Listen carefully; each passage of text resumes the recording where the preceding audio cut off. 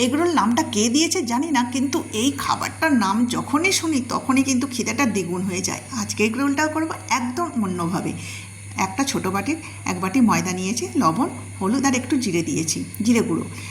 হলুদটা দিলাম সামান্য, রঙটা চেঞ্জ হবে। অল্প অল্প জল দিয়ে একটা ব্যাটার তৈরি করে নিয়েছি, তাতে দিয়ে দেবো একটু সাদা তেল, আর এই একটা ডিম ফাটিয়ে দিয়ে দেবো।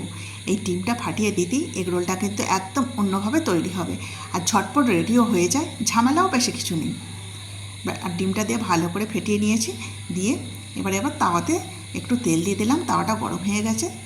এবার এক হাতা আর একটু বেশি ব্যাটার দিয়ে দিলাম। এবার রুটির আকারে একটা তৈরি করে নেব। রুটির আকারে গোলটা না হলেও কিন্তু ঝটপট উঠেও গেছে তাওয়া থেকে। দেখুন কত সুন্দর তাড়াতাড়ি উঠে গেল, আর নরমও হয়েছে খুব সুন্দর। একটু সেজন্য সস দিলাম। এর উপর সবজিগুলো কেটে রাখা, যে সবজিগুলো সেগুলো দিয়ে দেবো। যেমন গাজর দিয়েছি, শসা দিলাম, আর একটু পেঁয়াজ কুচি দিয়ে ফোল্ড করে দিলেই তৈরি হয়ে গেল একদম নতুন স্বাদের এগরোল। আপনারাও এইভাবে তৈরি করতে পারেন। দেখছেন কি, তৈরি করতে আরম্ভই করে দিন। খেতে কিন্তু দুর্দান্ত লাগবে, আর ঝামেলা তো নেই, দেখতেই পেলেন কত তাড়াতাড়ি তৈরি হয়ে গেল। এবার এর ওপর একটু টমেটোর সস আর চিলি সস দিয়ে দিলাম। এদের তো স্বাদ দ্বিগুণ হলেই খেতেও অসাধারণ লাগবে।